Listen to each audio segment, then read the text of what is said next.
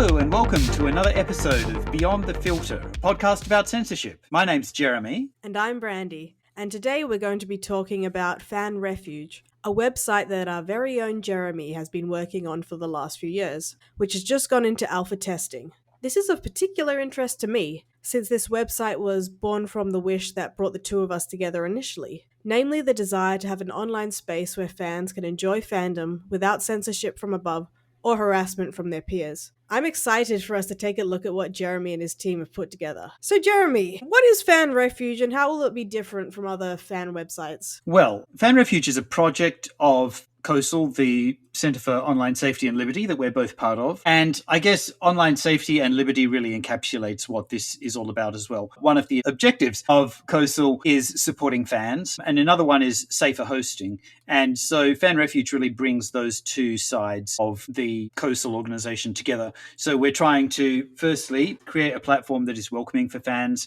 that doesn't impose undue restrictions on what they're allowed to post. So basically a censorship-free or minimal censorship platform. That doesn't mean that anything goes. For example, it's not meant as an adult website, so it's not meant as a place where you can post porn. But if you have fan fiction or art that is sexual, there's definitely a dividing line there where we want you to be able to post it. And then the safety side of things is, well, what if other people don't want to see that? What if you've got some kind of freaky thing going on in your fiction or your art that is going to offend someone?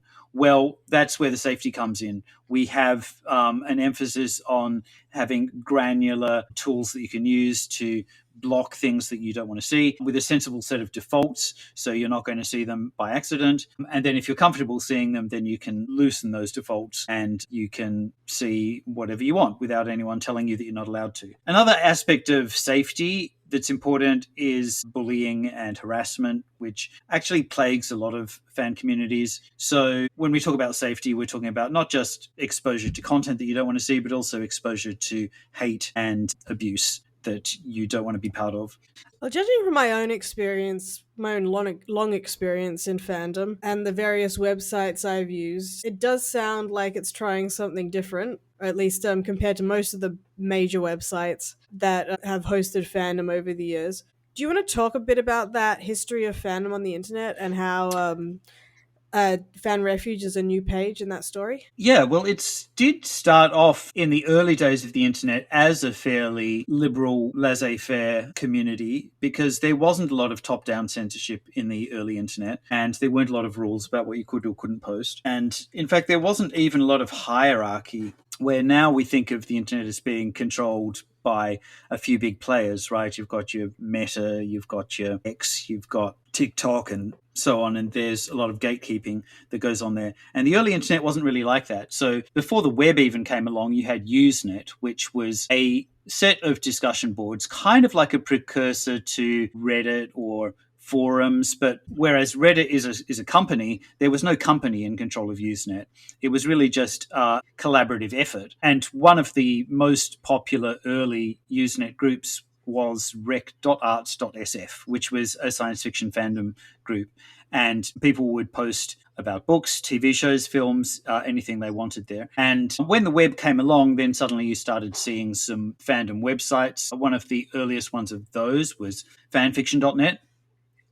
And that came around in about the late 90s. You also had a Live Journal, which came on in the late 90s as well. And then a bit later, you had Tumblr. Now, one thing that all of these had in common was that they started off being, again, pretty liberal, allowing fans to post what they wanted. But then steadily, they became a bit more restrictive. And so in the early 2000s, we had fanfiction.net suddenly banning all NC-17 rated stories, which are basically sex stories with sex in them. And that was repeated again later in 2012 when they purged another large volume of materials from the site. So some of the competing sites at the time, LiveJournal, in 2007, it also had a crackdown, a incident called Strike Through, where hundreds of user accounts and communities were suspended due to taboo subject matter or whatever. Some of those were reinstated, but there was a lot of trust lost in that incident. And so people would migrate over from LiveJournal to other websites. For art, we had DeviantArt. DeviantArt also updated its policies in 2018 to ban a lot of sexual content. Tumblr also did exactly the same thing. And this keeps on going. Whenever there's a new fandom website, they'll start off pretty liberal and then they'll crack down and suddenly you won't be able to post what you could before. So even just last year, Wattpad, for example, said that in fiction, they used to be okay with, romantic stories with 16 and 17-year-olds, and they raised that limit to 18-year-olds. So you can no longer have your Harry Potter fan fiction on Wattpad. So as each of these sites have had their purge, there's been an increasing shift towards an alternative that's not going to be subject to censorship. And so that alternative came about in 2007 when Archive of Our Own was formed, AO3, which we've mentioned in previous episodes. AO3 is run by the Organisation for Transformative Works, which is a non-profit similar in concept to our own Centre for Online Safety and Liberty. We've had a lot of inspiration drawn from OTW and AO3. And AO3 is non-commercial. It doesn't impose limitations on what you can write about. So long as it's legal under US law, which in general fiction should always be, then it's allowed on AO3. But similar to Fan Refuge, they do have some safety measures such as tagging of content so that you won't see it if you haven't consented to do so. And you can actually fine-tune your experience that way by looking for tags that you want to see and excluding tags that you don't want to see.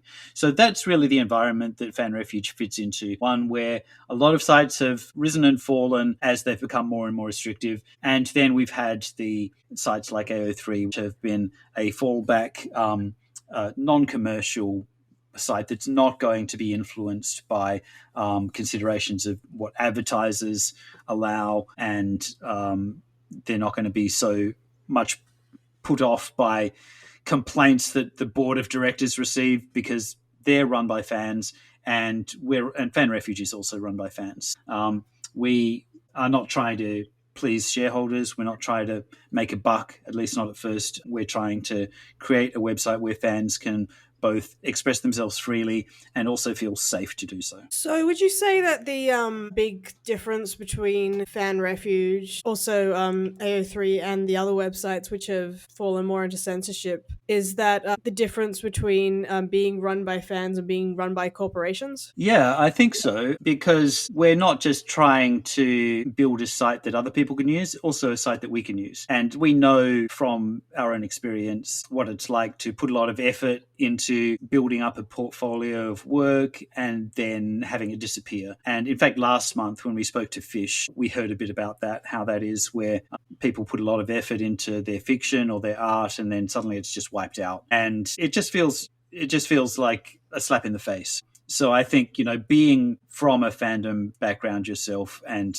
doing it for your own community is always going to give you a stronger connection than just running a social media website for profit. Of course, it's not just corporations from above that make the fandom experience unpleasant. It's also can be other fans who have their own ideas about what kind of content should be allowed, and they can go about enforcing those ideas in very nasty ways. This is something we will do an episode on later, which in fandom it's known as the discourse, or the anti versus pro shippers, where anti-shippers believe, or at least claim to believe, that certain relationships or certain content in fan materials are immoral, and go about and attack fans who enjoy that and produce that content in some pretty vicious ways. So I think it's pretty obvious where Fan Refuge lies in that certain war. But how about you tell us more about it? Yeah, well, I think you're right. Definitely Fan Refuge is going to be in the pro-shipping side of the fandom wars. With that said, though, for a couple of reasons, it's not meant as a website for posting explicit content. So it's not trying to be a substitute for an OnlyFans or anything like that, because it's not focused on adult content or porn. With that said, of course, there is no black and white dividing line, because sexuality is a legitimate topic of fiction, a legitimate topic of art. And, cosplay also can have elements that, will blend into more only fans territory, as will, artwork also can blend into adult content territory. So we have to design the platform so that it's primarily supporting fandom. It's not an adult site that people are going to go to just for that one purpose.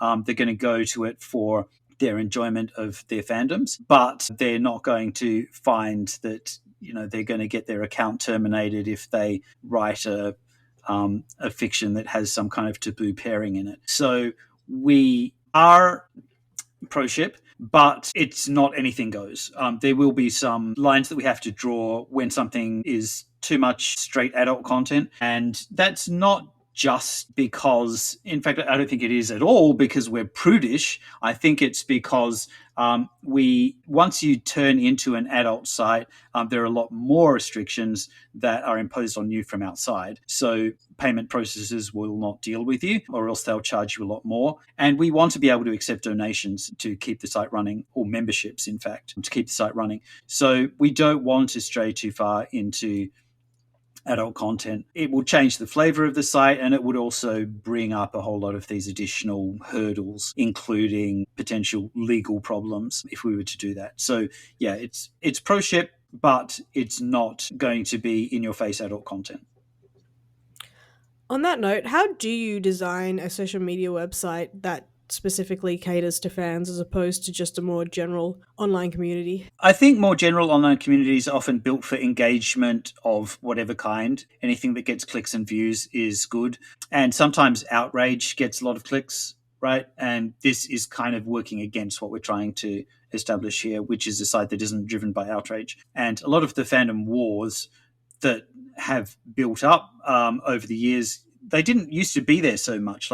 And we'll talk about this again in future episodes, but like 10, 20 years ago, fandom was a lot more peaceful. Fans weren't fighting with each other so much. And I think part of what has changed is that fans have been on sites that are built up trying to optimize for engagement, and nothing optimizes for engagement as much as people shouting at each other. So it's really built in the wrong incentives, and we want to build in some positive incentives, and we are going to have to be pretty strict against those who join the site just to make trouble, just to shout at other people or call them names. And so it really requires a different set of priorities going in, where we're not just trying to have engagement at any cost. We're trying to have positive engagement and creativity and building communities that people want to be a part of, not the kind of social media websites that sometimes cause you trauma to engage. That's not what we want here. What inspiration did you take when putting together Fan Refuge? Well, we've already mentioned AO3. That's definitely a big inspiration. And then another big inspiration was your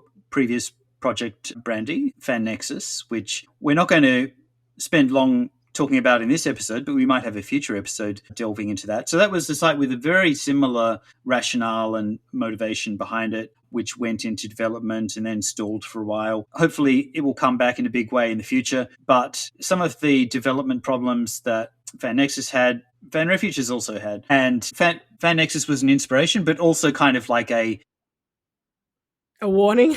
Cautionary tale, yes. And so I tried to avoid doing some of the things that Fan Nexus did, such as developing the code base from scratch, which I think is great, but too ambitious.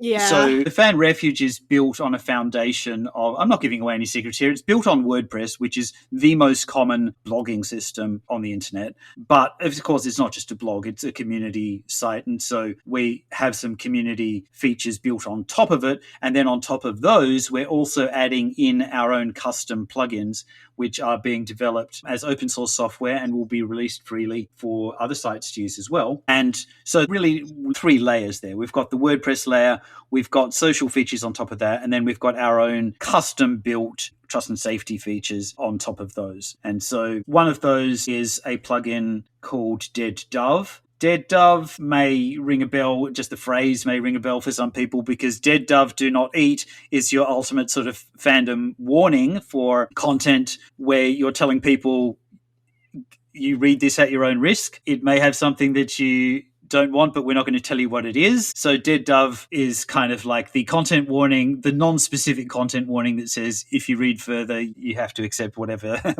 you get. Dead dove can be, just from my own experience, dead dove can also be just like something you put on something where it's like, look, there's this tag. This says child murder and incest and cannibalism. Look, we've put it in there. Dead dove, do not eat. If you come into this, because because it's taken from, what do you call it, Arrested Development, where it says there's a dead dove and there's a bag that says dead dove, do not eat, in the fridge, and he opens it up and he says, I don't know what I expected. So it's that the reference is like, if someone sees if someone sees a fanfic tagged with all these warnings and then they open it up and it contains the things that they were warned for and then they're upset, it's like, well, what did you expect? Yeah. So anyway, that's just the title of the plugin that we've developed for actually all sorts of content warnings. So it's not just going to have the dead dove warning. It's going to have like a violence warning, a sex warning, whatever warnings you want to have can be configured there. And so by default, most of the warnings will be activated so that you'll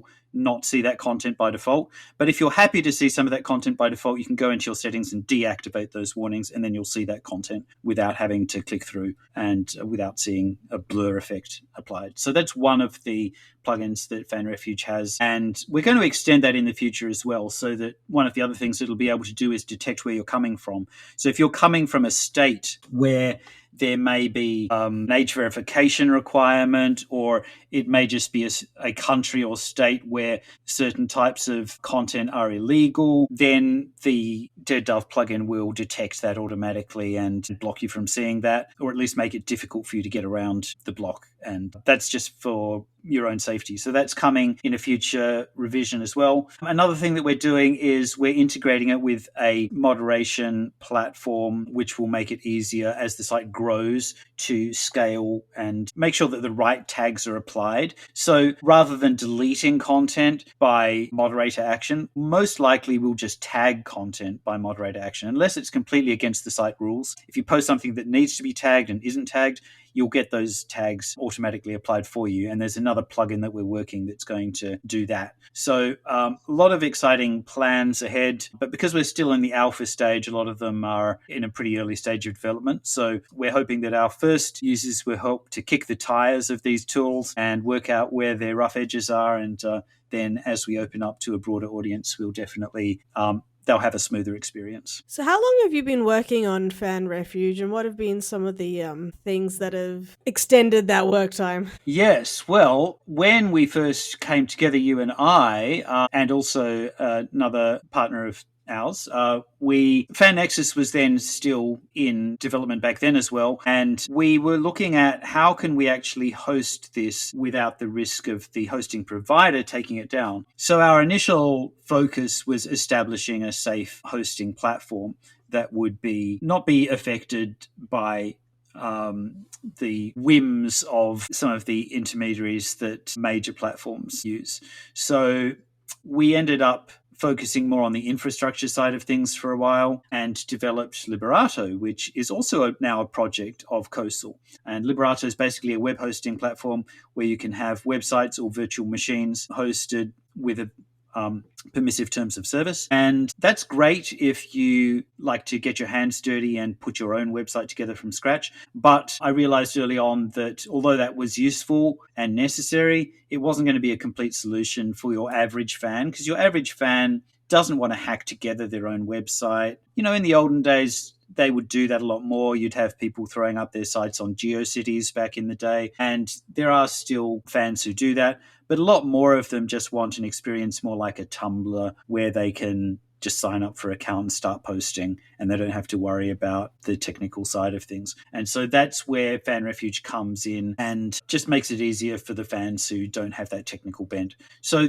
the original version of Fan Refuge, I think I was working on from about 3 years ago, and I started building it on top of a different technical foundation. As I mentioned, the current version is built on WordPress. This other version was built on something a bit closer to an OnlyFans site, and it was a mistake in retrospect to try and do that because too much customization was needed and it was taking too long and costing too much. So threw that whole thing out and learned a lesson and went back to the drawing board and decided to develop the next version on the top of WordPress instead because it's far more well supported. It's used by millions of websites around the world, and so it's easy to get support for it. It's easy to get developers and customizers to come in and help. And also the plugins that we're developing for Fan Refuge are going to be useful to a lot more people who are also using WordPress-based websites.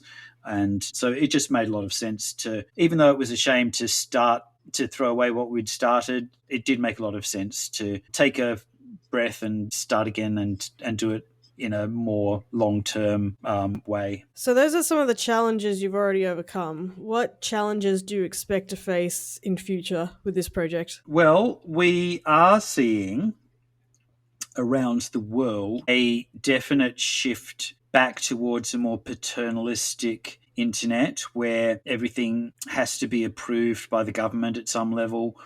This is potentially going to create problems not just for us, but for many websites worldwide, especially for non-profit projects like Wikipedia, for example, is another example where anyone can edit, anyone can upload content, and to make it necessary to comply with a government censorship in advance, it's just not going to work. The more countries and states start to require censorship or age verification before you can access content, the more difficult it's going to be for sites like ours. We don't want to have to verify who you are before you can post your content or sign up and read other people's content or view other people's content for a lot of good reasons. Like, first of all, you're entitled to your privacy. There are people who don't want others to know what they're into, right? And that's totally reasonable. They may come from conservative families, they may come from just conservative countries. They may not be out in terms of their own sexuality. They may just want to keep their personal and professional identities separated. They should have the right to be able to post and consume content online without giving their identity up. So that's going to become increasingly difficult. We've seen in the US, more and more states have got age verification requirements for websites, which for now, it's focused on porn websites, which, as I've said, like Fan Refuge is not going to be a porn website, but it's going to be extending soon to all other sorts of content that politicians judge to be harmful to minors. And there's really no clear line of where that is. And that line is shifting all the time to include a whole lot of content that may be found on Fan Refuge. Australia is where we're both originally from, and it's also bringing in similar requirements. It was recently announced that even to log into a search engine or to get uncensored results from a search engine, you're going to have to go through age verification. And that was unimaginable just a few years ago, that you wouldn't be able to just browse an uncensored search engine, do an uncensored search on a search engine without proving your identity. That's actually pretty frightening. And we're seeing more and more countries going down that path. UK, increasingly, this is going to be sweeping through Europe. We heard last month about how China is also enacting these sort of restrictions. So it's going to be a challenge for Fan Refuge to keep ahead of these regulations and to do our best to make a safe platform that doesn't require us to compile a database of everyone who's using it. Because unless we are, dragged hands and feet to create that sort of database of our users, that's the last thing that we want to do. And so it's going to be a challenge maintaining the sort of freedom and privacy protective site that we want Fan Refuge to be. And assuming we can tackle that challenge, what is your measure of success for Fan Refuge? I think obviously user metrics are a measure of success, but I also said before that we're not aiming to maximize engagement at all costs. I think it would be better to have a smaller community that is still welcoming and friendly and maybe seems a bit more like a small space, but has enough users that it's going to be able to continue to grow and we're able to continue to improve it. We are charging a membership fee for certain amounts of storage. So if you want to sign up for a free account, you'll be able to upload a certain amount if you exceed that limit, then we'll ask you to pay a membership fee. And those fees will go into the development of the site, making sure that it's faster, more secure, that the moderation works better, that the other tools that we have work better, that we're able to add new features. So success would be having enough members who are willing to put a bit of money where their mouth is and enabling the site to continue to grow and be fast and secure and all of those good things. So I'm confident that there is a need for a site like Fan Refuge, not to take away from the other sites that are out there also doing good things, AO3 and the others. But I still feel like Fan Refuge is a little twist on that we haven't yet seen. I think maybe we should talk about how Fan Refuge and AO3 differ to emphasize why there's a need for both. Well, AO3 is mainly for posting short stories. Oh, not Am I short right? stories. No, it's mainly used for hosting fiction, like text. And it's so when you scroll through it, it's basically it's just like a big long list of just stories. So that you'll see the title, you'll see the tags, and you'll see the story summaries, and then you can click into it and read the contents, which can be anything but short. Stories on AO3 that can be millions of words. I've currently just finished reading a 550,000 word fic. Oh, wow. Yeah, there's a yeah. Um, Need something to do at work. Yeah, so but it's not like a social media website. You're just basically Yeah. you can't like one of the things that frustrates me about AO3 is that I can't like update my readers with like status updates, I guess. I'd like to Yeah. say, oh, I'm working on this story at the moment, or I'm like, this story has been delayed because of this. Like, I kind of can every time I post a new chapter of my story because there's little author notes which I can talk about in there. But if like I've got no story, if I've got to like update people on why I haven't got a story coming, I can't post a chapter for that. So like it doesn't allow simple blogging, and like sometimes you don't want to post a whole like fic, you just want to write a rambly little comment about how you felt about like an episode of a show, or just post some headcanons, and or like headcanons as in like your ideas about your interpretations of a story. And I think that content isn't actually allowed on AO3. Another thing is that it can't really host images. You can embed images into your stories if you host them on another website, and then you can take the link from that website and embed the image that way. But at this point, as far as I'm aware, it can't directly host images, video, or audio, unless they've had an update recently that I'm unaware of. But last I checked, it's text only and just embedding stuff from other websites, which Yeah. is, yeah, so AO3 is a wonderful thing, and I hope it stays around forever. But it's not by itself, it's not enough. Yeah, well, that's exactly what you've mentioned. There are going to be the differences. So it is going to be more of a social media design to it, so that you can post updates. You can have groups and forums, and then you'll also have your own personal timeline. So you can post your personal timeline, or you can post in a group or forum, and it's in that way definitely a bit closer to, I don't want to say a Facebook, because who uses Facebook? But yeah, it's more oriented also towards images, audios, and videos, as well as texts. The challenge there is that AO3 is able to be more permissive with what it allows because it's text only. We are going to have to be less permissive because we allow video and images as well. And so that's where we draw that line that I mentioned earlier between adult content on the one hand, which is not the purpose of the site, and then fan content, which deals with adult topics, which is allowed. And so I think we, in some ways, will have a tougher job of striking the balance than what AO3 does. But as you said, yeah, AO3 is a wonderful project. We're not trying to take away from that at all. And I think Fan Refuge will be a good supplement to the landscape of fan websites. And of course, hosting images and text and video is a lot more expensive than simply hosting video, audio, and images is a lot more expensive than just hosting text, which is another reason why you need a paid subscription. Whereas AO3 as I understand it, runs, I think, completely on donations or mainly on donations. Yeah, so there will be a way to sign up for a Fan Refuge website account without paying, but there'll just be a limit there. And it's not because we're trying to be stingy or we're trying to make a lot of money. It's just because we want to be able to cover the hosting costs. And as you said, particularly when we don't have a lot of scale yet, we are run by a nonprofit and have a very small budget. We're going to need our members to chip in.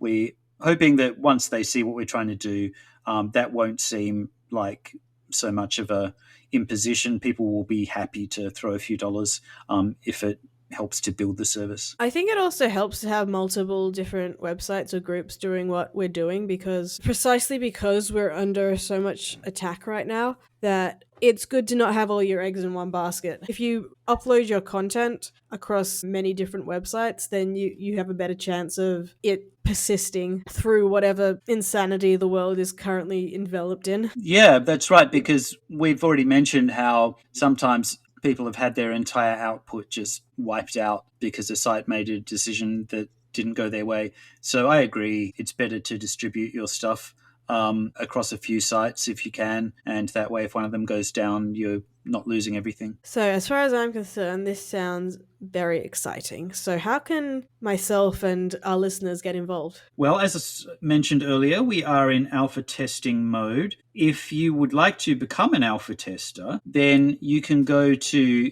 the COSUL crowdfunding page for Fan Refuge, which I think is c4osl.org/fanrefuge. And just whatever you donate, even if it's just $5, we'll add you as an alpha tester. In fact, if you are really stretched for money and you'd like to become an alpha tester, but you're not able to donate, get in touch with us anyway. Maybe you're able to contribute in some other way. Maybe you're going to be able to just help out with the artwork, help out with the moderation, help out in some other way. So if you'd like to be involved, either drop us a little donation, which we'll put towards the site expenses, or get in touch and let us know how else you'd like to contribute, and we'll set you up with an account. And we'll keep on alpha testing the site until it's ready to go, and then we'll open it up a bit further. You'll be able to invite your friends, and then eventually we'll have a full launch and open it up to the entire internet. I can't wait.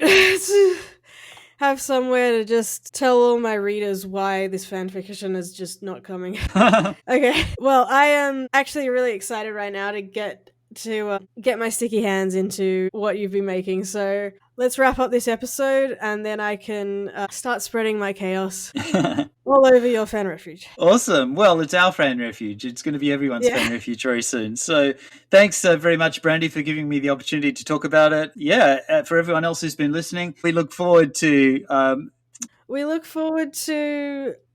making the world a slightly less boring place, but not in a scary way. Great. Well, thanks for listening, everyone, and we'll catch up with you again next month. Bye for now.